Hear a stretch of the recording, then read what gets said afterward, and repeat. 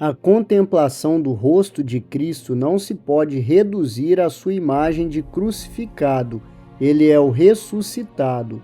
No primeiro dia da semana, foram muito cedo ao sepulcro, levando os perfumes que tinham preparado. Encontraram removida a pedra do sepulcro, entretanto, não encontraram o corpo do Senhor Jesus. No mesmo dia, caminhavam 2 deles para uma aldeia chamada Emaús, distante de Jerusalém 60 estádios. Iam falando sobre tudo o que se tinha passado. Sucedeu que, quando eles iam conversando e discorrendo entre si, aproximou-se deles o próprio Jesus e caminhou com eles. Os seus olhos, porém, estavam como que fechados, de modo que não o reconheceram. Ele disse-lhes: Que palavras são essas que trocais entre vós pelo caminho? Eles pararam cheios de tristeza.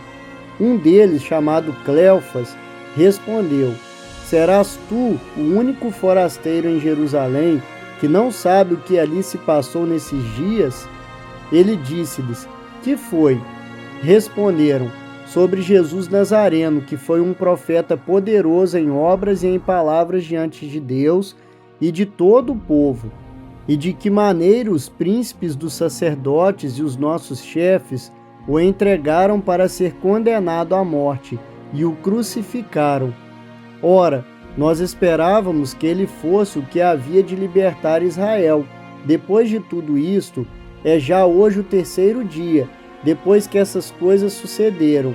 É verdade que algumas mulheres das que estavam entre nós nos sobressaltaram, porque ao amanhecer foram ao sepulcro e, não tendo encontrado seu corpo, voltaram dizendo que tinha tido a aparição de anjos que disseram que ele está vivo. Alguns dos nossos foram ao sepulcro e acharam que era assim como as mulheres tinham dito, mas a ele não o encontraram. O dia do triunfo de nosso Senhor, da sua ressurreição, é definitivo. Onde estão os soldados que a autoridade tinha posto? Onde estão os selos que tinham colocado sobre a pedra de sepulcro? Onde estão os que condenaram o Mestre? Onde estão os que crucificaram Jesus? Ante a sua vitória, produz-se a grande fuga dos pobres miseráveis. Enche-te de esperança, Jesus Cristo vence sempre. Ao cair da tarde do sábado, Maria Madalena e Maria, mãe de Tiago, e Salomé compraram perfumes para ir embalsamar o corpo morto de Jesus.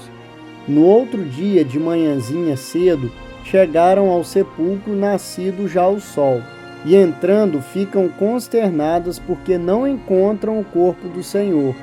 Um jovem coberto de vestes brancas diz-lhes: Não temais, sei que procurais Jesus Nazareno. Não está aqui, porque ressuscitou como tinha anunciado. Ressuscitou. Jesus ressuscitou. Não está no sepulcro. A vida pôde mais do que a morte. Apareceu a sua Mãe Santíssima. Apareceu a Maria de Magdala, que está louca de amor, e a Pedro e aos demais apóstolos, e a ti e a mim, que somos seus discípulos, e mais loucos do que Madalena. Que coisas lhe dissemos? Que nunca morramos pelo pecado, que seja eterna a nossa ressurreição espiritual.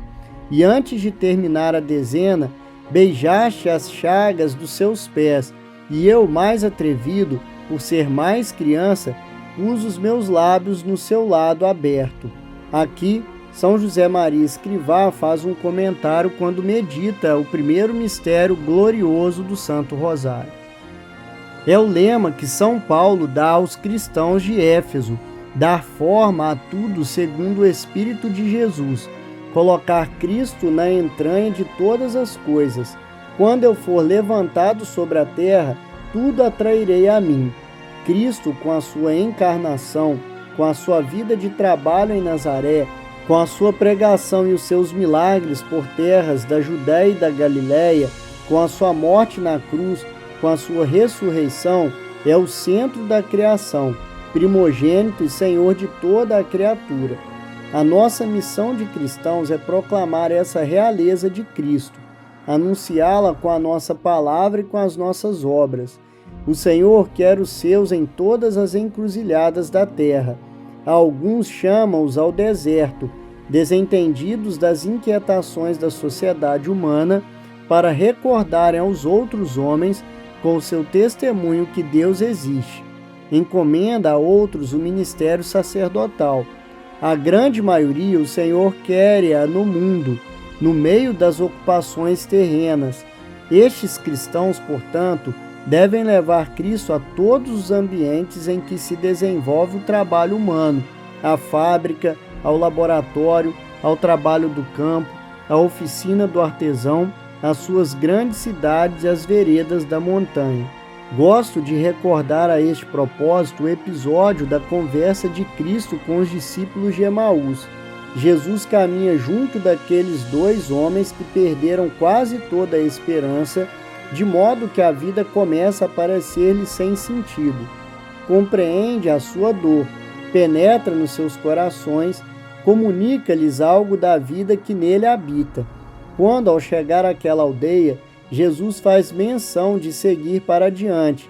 Os dois discípulos retêm-no e quase o forçam a ficar com eles. Reconhecem-no depois ao partir o pão. O Senhor, exclamam, esteve conosco. Então disseram um para o outro: não é verdade que sentimos abrasar-se-nos o coração dentro de nós quando nos falava no caminho e nos explicava as Escrituras? Cada cristão deve tornar Cristo presente entre os homens. Deve viver de tal maneira que todos com quem contate sintam o bom odor de Cristo. Deve atuar de forma que, através das ações do discípulo, se possa descobrir o rosto do Mestre.